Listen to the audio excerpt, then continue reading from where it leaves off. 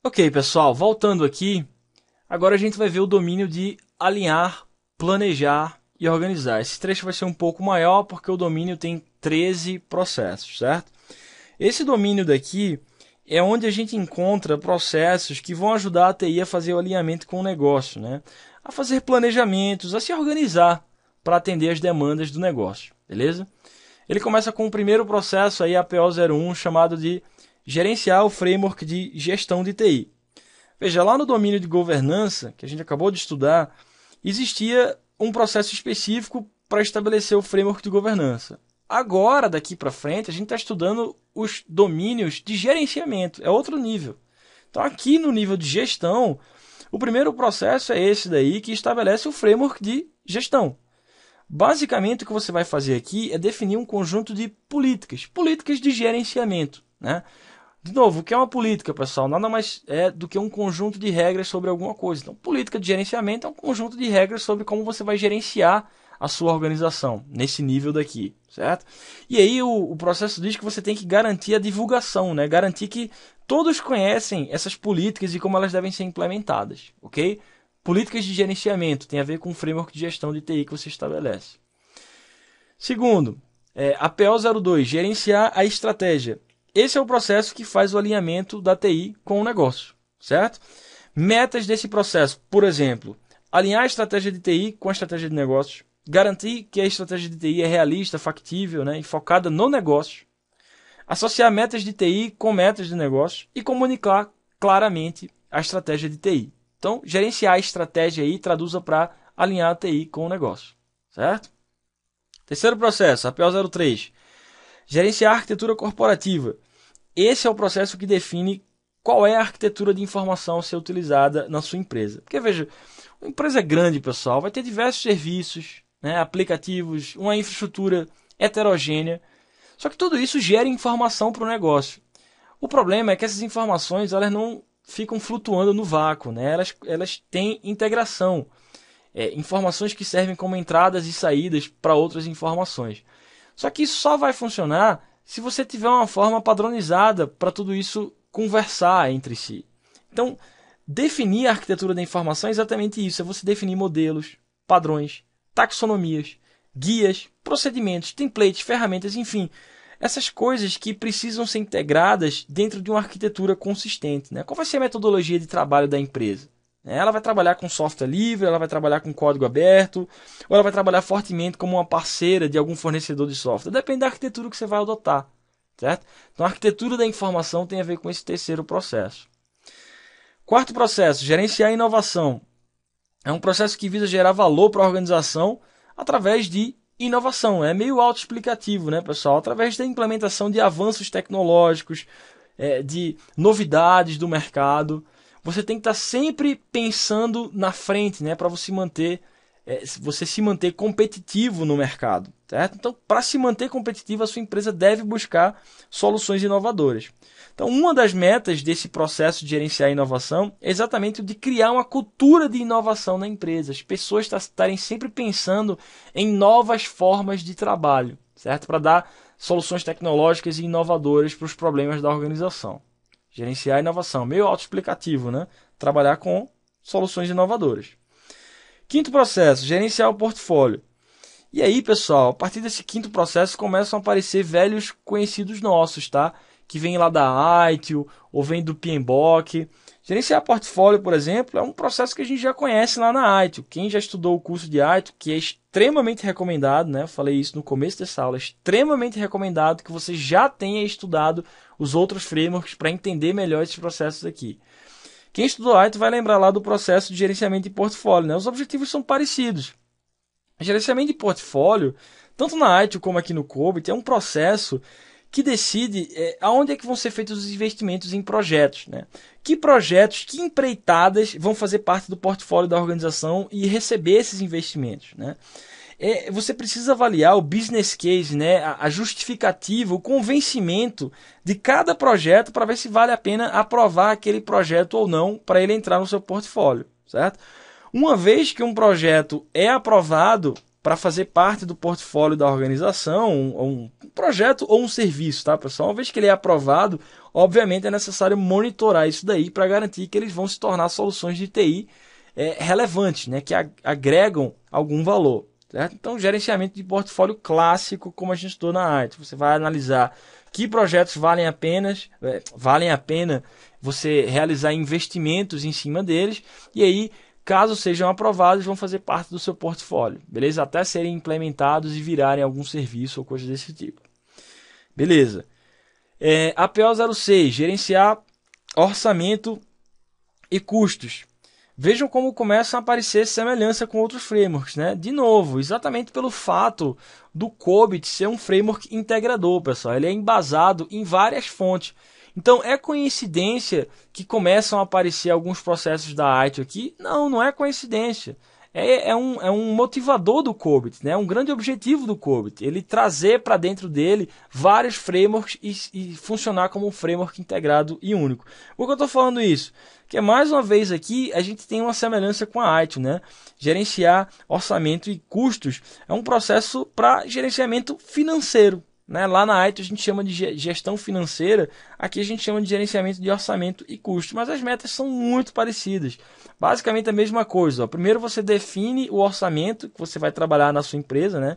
Que reflitam, os orçamentos devem refletir os gastos planejados para aquele ano, para aquele trimestre, enfim, para aquele exercício financeiro. Depois, dado esse orçamento, você vai alocar os custos nos serviços, de uma maneira mais ou menos igualitária e justa, né, de acordo com a complexidade de cada serviço. E aí depois você vai monitorar esse orçamento, né? Ou seja, o planejado versus o realizado. Será que o que eu planejei gastar é realmente o que eu estou gastando? Será que eu estou estourando os meus custos? Como é que está esse meu orçamento em termos de realização? Certo? Então primeiro você faz o orçamento, depois você aloca os custos, depois você monitora esse orçamento para ver se você está estourando os custos ou não. Igualzinho na ITIL, pessoal. Quem estudou ITIL vai lembrar, os nomes são diferentes, é lógico, né? Cada framework dá um nome diferente, mas a ideia é exatamente a mesma, ok? Gerenciar recursos humanos. Esse é um processo que já existia na versão anterior do COBIT, tá, pessoal? Basicamente, ele se preocupa em alocar as pessoas certas, né, com as habilidades certas, nos locais necessários para eles atuarem. Certo? Então isso inclui definir papéis e responsabilidades, planejar treinamentos, como é que essas pessoas vão ter crescimento de aprendizado, né? Enfim, gerenciar e desenvolver pessoas, tá? É o APO 07, gerenciar recursos humanos. APO 08, gerenciar relações.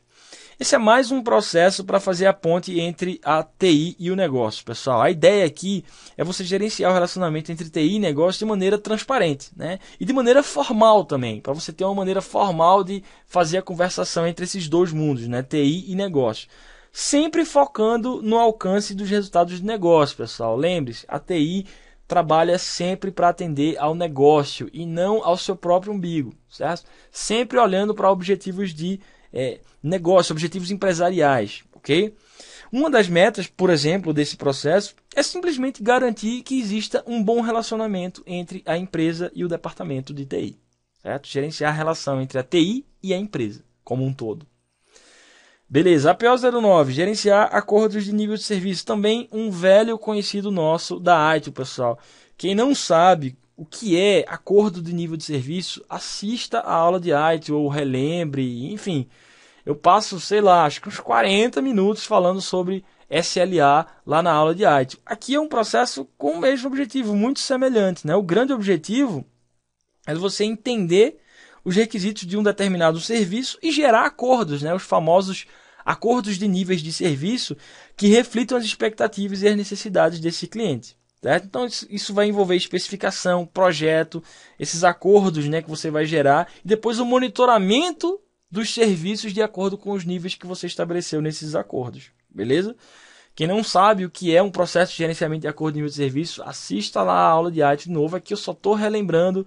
Porque imagina, pessoal, são 37 processos. Se eu fosse falar sobre todos eles do zero, de novo, não faz sentido. Porque eu já falei sobre isso daqui na aula de ITIL.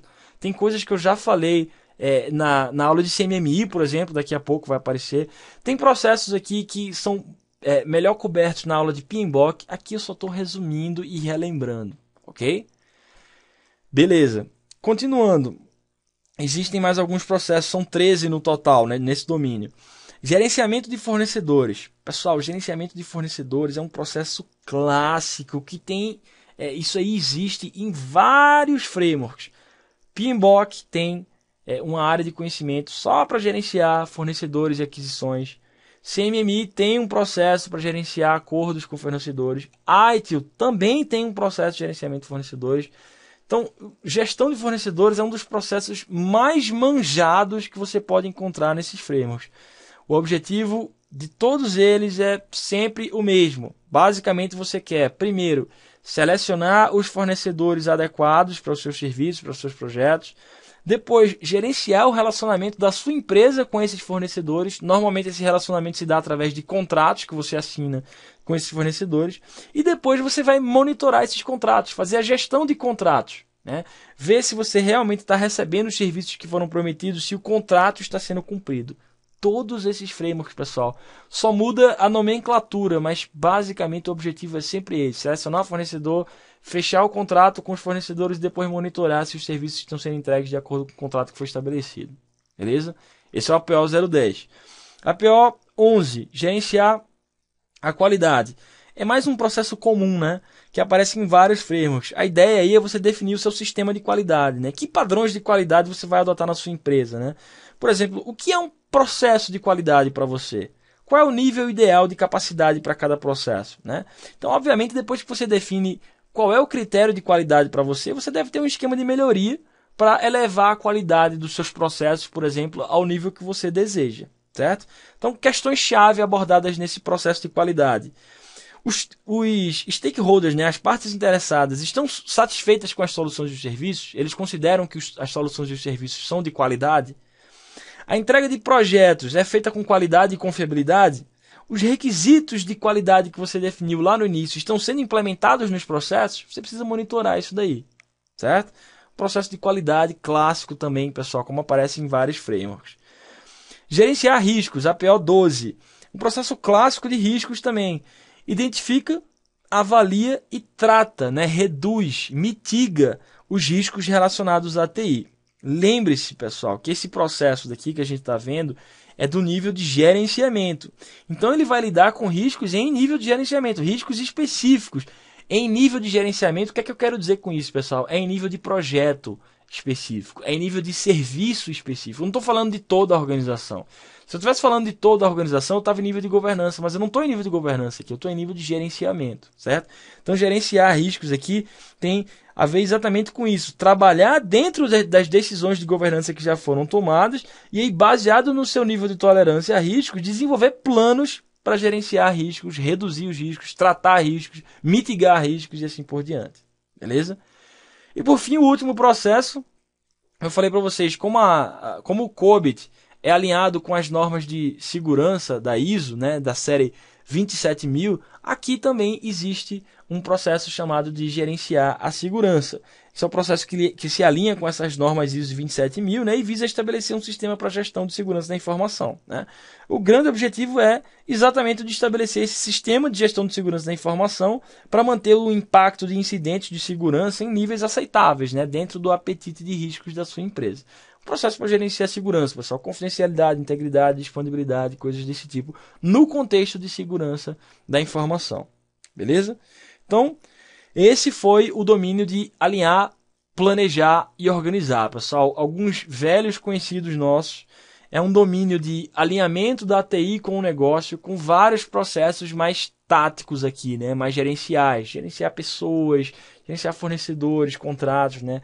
Gerenciar o sistema de qualidade, o sistema de segurança, como é que você trata riscos, coisas desse tipo, beleza? A própria estratégia também é definida, a estratégia de TI também é definida aqui nesse domínio, naquele segundo processo ali, APO 02, gerenciar a estratégia. Esse foi o domínio alinhar, planejar e organizar. No próximo trecho, a gente vai tratar do domínio de construir, adquirir e implementar, ok? Eu volto já.